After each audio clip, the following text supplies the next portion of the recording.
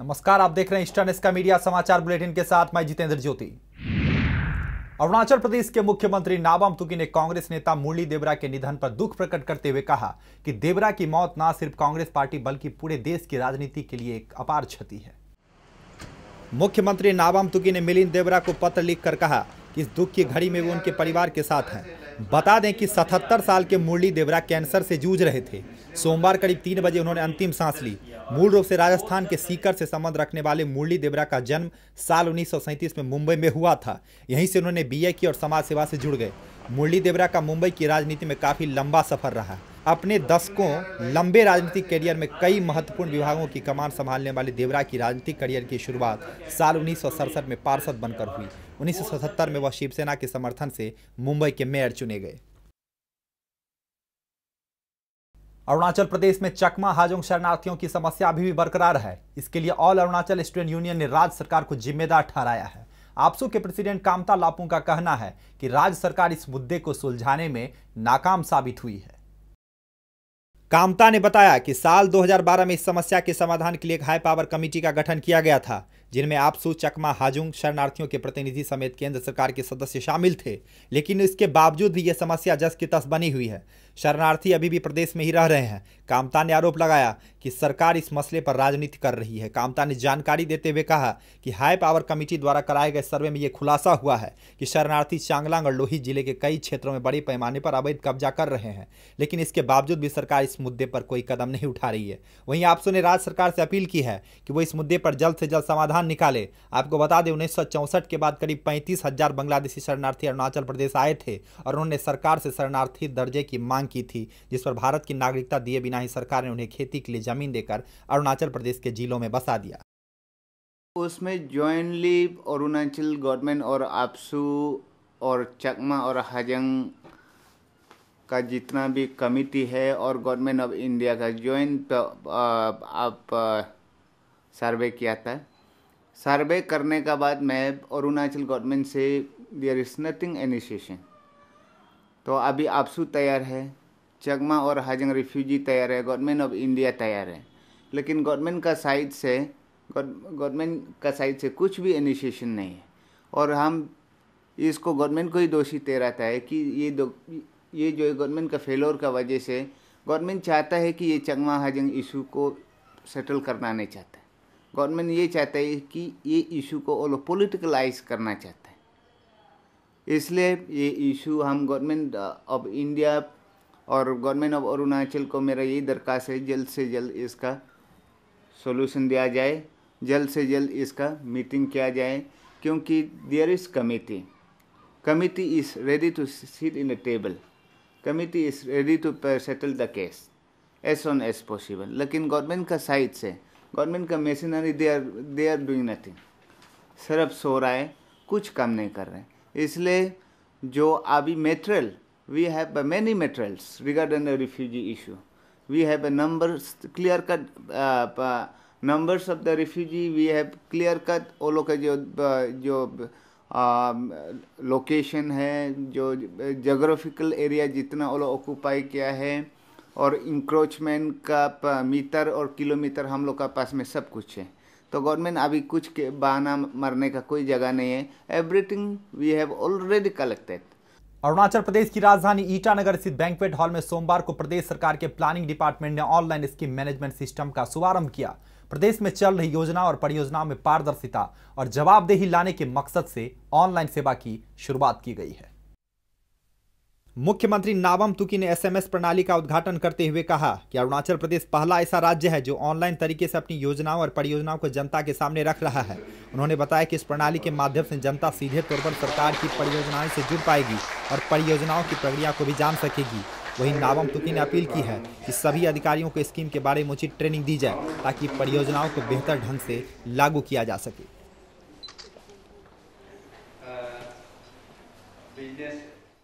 All Arunachal student union के प्रवक्ता तान्या आगू ने बताया कि किरण रिजिजू ने उन्हें आश्वासन दिया है कि गृह मंत्रालय स्टेपल वीजा, असम अरुणाचल सीमा विवाद और अरुणाचल चीन के अंतर्राष्ट्रीय सीमा के मुद्दे को हल करने की दिशा में काम कर रहा है। तान्या आगू ने बताया कि कुछ वक्त पहले आपसू के प्रतिनिधियों ने नई दिल्ली में किरण रिजिजू से मुलाकात कर उन्हें 2 मांगों वाला मेमोरेंडम पत्र सौंपा था, जिसमें स्टेपल वीजा को प्रदेश से खत्म करने की मांग को प्रमुखता से रखा गया था। उन्होंने बताया कि आपसू ने किरण रिजिजू से अपील की है कि वो जल्द से जल्द इस मसले पर कोई सकारात्मक कदम उठाए, ताकि प्रदेश के खिलाड़ी भी चीन समेत अंतर्राष्ट्रीय स्तर पर खेलों में हिस्सा ले सके। तान्या ने जानकारी देते हुए बताया कि उन्होंने मेमोरेंडम में असम से सीमा विवाद और चीनी घुसपैठ का मुद्दा उठाया था।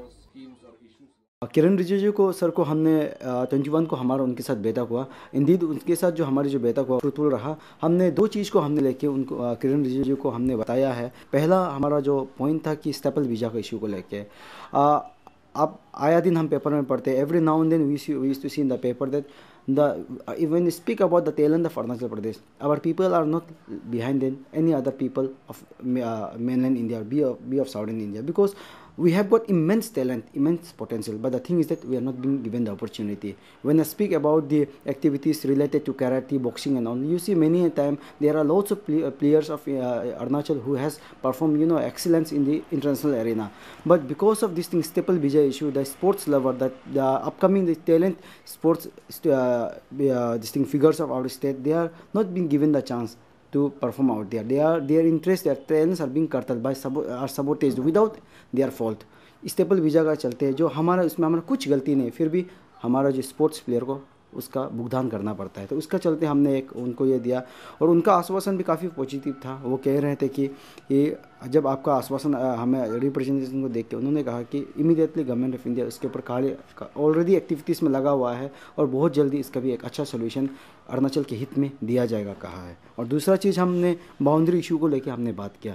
आप देखिए ये आया दिन उस दिन मिनिस्ट्री ऑफ इंडिया ने कहा था कि जितनी बॉर्डरिंग एरिया जो मैकमोहन लाइन में है वहाँ पे रास्ता बनाएगा, वो एक प्रपोजल दिया। उसका दूसरा दिन में चाइनीज़ ने ये कहा कि रास्ता बनने नहीं दिया, क्योंकि अरुणाचल उनका एक पार्ट है। They are saying they are repeatedly they are making incursion and all. तो उसको भी हमने लेके बात किया।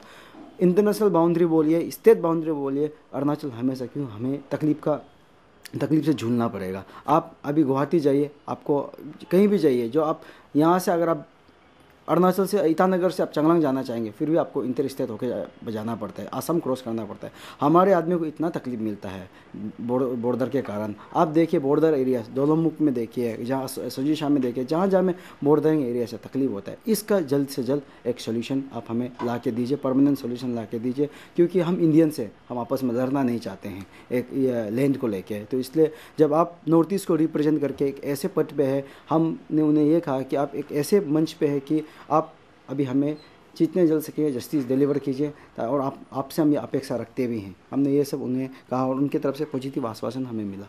मणिपुर के मापल कांग जई बुंग में शनिवार को 8वें मणिपुर पोलो इंटरनेशनल की शुरुआत की गई। कार्यक्रम 29 नवंबर तक चलेगा। मणिपुर हॉर्स राइडिंग और पोलो एसोसिएशन ने संगाई महोत्सव के अंतर्गत कार्यक्रम का आयोजन किया है।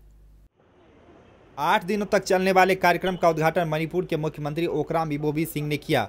कार्यक्रम में हिल एरिया कमेटी के चेयरमैन डॉक्टर चलतो लियन अमो, सांसद डॉक्टर थकचो मेनिया, संसदीय सचिव एम पृथ्वीराज, विधायक एन बीरेन अतिथि के रूप में मौजूद थे। वहीं इस मौके पर स्पेशल गेस्ट के रूप में लेफ्टिनेंट सेरे की पोती लेतितिया बूथ भी उपस्थित रही। आप बता दें कि लेफ्टिनेंट सेरे ने पोलो खेल को दुनिया से परिचित करवाया था। पोलो इंटरनेशनल टूर्नामेंट में दुनिया भर से आई 9 टीमें हिस्सा ले रही हैं, जिनमें France, Poland, England, America, Thailand, दक्षिण अफ्रीका, भारत बी, मणिपुर शामिल है। इस मौके पर भारतीय स्टेट बैंक नेटवर्क 11 गुवाहाटी के मैनेजर ने मणिपुर पोनी के संरक्षण के लिए 12 लाख रुपये दान दिए।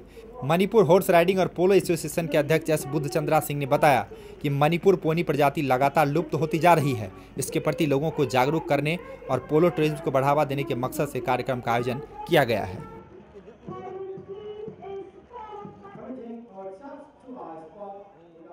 Yes, this is our first time to Manipur and we're really happy to be here.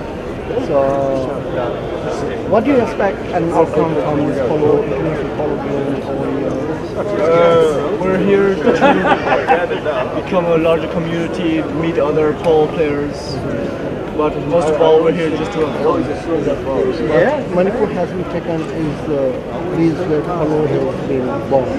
It has been said that it's the origin of modern polo. However, Mongolia has been said that it is the where polo originated. So modern polo, where the British officers took pole from in Nugatun from Manipur, but pole predates that, and especially in Mongolia there are symbols. You're Gunam and you're coming from? I'm come from Thailand. So how is your experience usually coming down over here to participate in the international polo Yes. international? So this is our third time actually for the Manipuri, international polo, which is we have a very great time and then like good hospitality from the organizer. And this year we have like the new face coming from Thailand, which is like I think the youngest boy who play in this tournament. He's just 13 years old. From my experience, I think like now I'm happy like to come back again and seeing like the old friends, even like the Manipuri teams who has a very good players in the team and they're tough. Yeah. I am S. Budhachandra Singh, Honorary President of the Manipur Horse Riding and Polo Association, which is organizing this 8th Manipur Polo International. So you please kindly describe it, detail me about the 8th Manipur Polo International 2014, why it is being organized and what is the objective behind and how many teams are participating as such? We are organizing these international polo tournaments. First, the original polo pony, that is polo, or this started from our traditional Sagol Kangje. It was played on Manipuri pony. The number of the Manipuri pony is now has increased, tremendously increased, and now it is our bounden duty and a moral duty also to save it from extinction. That is number one. Number two, to popularize the game of polo in its birthplace, that is Manipur. Sagol Kangje, this polo was formerly known as Sagol Kangje, which is the traditional game of Manipur. It was later changed to polo. And number three, we want to send a message throughout the polo playing country as well as the rest of the country, rest of the world, that the present day polo originated from Manipur's, India's traditional polo, that is the Sagol Kangje. That is the message we want to convey to the world. Arunachal Pradesh में यात्रियों की सुविधा के लिए Arunachal Pradesh state transport service की शुरुआत की गई थी, लेकिन फंड की कमी की वजह से सरकार की ये योजना दम तोड़ती नजर आ रही है। लोगों की मदद के लिए शुरुआत की गई ज्यादातर बसें सड़क से नदारद रहती है। यात्रियों का कहना है कि बस सर्विस नहीं होने के कारण उन्हें काफ़ी परेशानियों का सामना करना पड़ता है। खासकर लंबी दूरी की यात्रा करने वाले यात्रियों को इनका ज़्यादा मुश्किलें उठाना पड़ रहा है। यात्रियों का कहना है कि सरकार नियमित बस सेवा देने में नाकाम साबित हुई है। इन बसों के बारे में पता लगाने पर यह बात सामने आई कि केंद्र सरकार द्वारा हर 3 महीने पर इस सर्विस के लिए फंड मुहैया कराया जाता है, लेकिन काफ़ी वक्त से केंद्र ने फंड जारी नहीं किया है, जिसके कारण बसों की रिपेयरिंग भी वक्त पर नहीं हो पा रही है। लिहाजा इन बसों को करसिंगसा वर्कशॉप में भी रखना पड़ रहा है। अरुणाचल प्रदेश के वेस्ट कामेंग जिले स्थित बुद्धा स्टेडियम में रविवार से शुरू हुए वेस्ट कामेंग इंडिजीनियस फेस्टिवल का आज तीसरा और आखिरी दिन है। इस फेस्टिवल का आयोजन West Kameng indigenous people society द्वारा किया गया है। आज कई सांस्कृतिक कार्यक्रमों का आयोजन किया जाएगा। कार्यक्रम के पहले दिन रविवार को राज्य के गृह मंत्री तांगा बयालिंग समारोह के मुख्य अतिथि के तौर पर मौजूद थे। इस दौरान उन्होंने कहा कि इस तरह के महोत्सव से किसी भी धर्म और भाषा के विभिन्न पहलुओं को सीखने का मौका मिलता है। वहीं फेस्टिवल के चेयरमैन बोनी शेखर सबो ने बताया कि कामेंग में रह रही आदिवासी जनजातियों की संस्कृति और एकता को प्रदर्शित करने के मकसद से इसका आयोजन किया गया है। पीएचई और वाटर सप्लाई डिपार्टमेंट के संसदीय सचिव कुमसी सीजीसोब ने कार्यक्रम की प्रशंसा करते हुए कहा कि इस तरह के कार्यक्रम से टैलेंट को प्लेटफॉर्म मिलता है।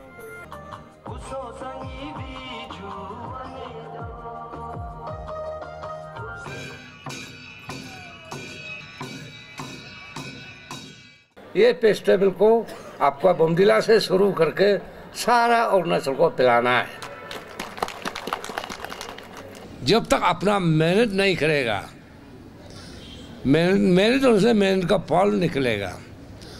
अब धर्म को मानते मानते कोई वो बेनिफिट होने वाला नहीं है। मेगा इवेंट आप लोगों ने रखा है, ये बहुत ही लाभदायक होगा, ऐसा मेरा विश्वास ही नहीं, पूरा मतलब यकीन है।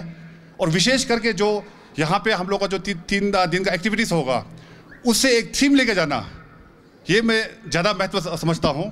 एक बहुत ही कहावत है, localisation is the best form of globalisation जिसे हम कहते हैं। खासतौर करके मैं धन्यवाद देना चाहूँगा कि इस तरीका का एक महत्वपूर्ण आप लोगों ने प्रोग्राम रखा है जो हमारे आने वाले पीढ़ियों के लिए, हमारे फ्यूचर जनरेशन के लिए विशेष करके बहुत ही लाभदायक होगा। The celebration of West Kamen Indigenous Festival has been blossomed with great patriotism and passion with each passing year. The main objectives of the festival is to showcase the hidden talents of the youths of each tribe of West Kamen district, be it Sartang, Bugun, Sardipen, Miji, Mompa, and Aka Russo. I, on behalf of all the indigenous tribes of West Kamen district, would like to invite people from all sections and communities of the state, nation, and to the whole world to join the celebration, while at the same time would like to thank the chief guests and guests of honor for being with the people during the grand celebration. फिलहाल मैं खड़ी हूँ waste Kameng indigenous festival के इस मंच पे, जो कि पहली बार बोमडिला टाउन में मनाया जा रहा है। मेरे साथ में इसके और उनके फेस्टिवल के ऑर्गेनाइजर्स खड़े हैं। आइए इनसे जानकारी हासिल करते हैं इस फेस्टिवल के बारे में। आप इस फेस्टिवल के जनरल सेक्रेटरी हैं, फिर हमें ये बताइए कि आपको क्या मोटिवेट किया, क्या इंस्पायर किया ये फेस्टिवल ऑर्गेनाइज करने के लिए? हमें ये लगा कि वेस्ट कामेंग जो फेस्टिवल हुआ है, हमारा वेस्ट कामेंग इंडिजिनस फेस्टिवल, इसको एक बैनर पे लेके हम चाहते थे कि सारे जितने भी यहाँ हमारे 6 ट्राइब जो रहते हैं, 6 मेजर ट्राइब, उनका जितना भी कल्चर है, ट्रेडिशन है, सभी मैंने एक्सपोज नहीं है। हम चाहते थे कि उसको एक प्लेटफॉर्म पे लाए और उसको एक्सपोज करें ताकि वर्ल्ड वाइड इसको जाने कि यहाँ जो एग्जिस्टिंग ट्राइब्स हैं उनका ऐसा कलरफुल कल्चर, ट्रेडिशन सब होता है। इसीलिए हमने ये ऑर्गेनाइज़ किया है। ये फेस्टिवल का मोटिव ये है कि हम लोग यहाँ वेस्ट कामेंग में 6 ट्राइब्स रहता है, तो 6 ट्राइब का जो अपना ट्रेडिशनल कल्चर को प्रमोट करने के लिए हम लोग ये फेस्टिवल मनाया जा रहा है। और हम लोग जो 6 ट्राइब्स है एक कॉमन प्लेटफॉर्म में आके हम लोग एक यूनिटी इन डाइवर्सिटी का हिसाब से हम लोग एक यूनिटी हो, एक दूसरे को प्यार भाईचारा का रूप देने के लिए हम लोग ने ये फेस्टिवल को ऑर्गेनाइज किया है। जैसे कि हम लोकल हट बनाया हुआ है, जो हमारा ट्रेडिशनल हट है, उसमें भी हमारा जो जितना खान पान का जो आइटम्स है वो अवेलेबल मिल रहा है। उससे भी हमारा यूथ को पता चल रहा है कि हमारे यहाँ जो ट्रेडिशनल फूड है कितना अच्छा है।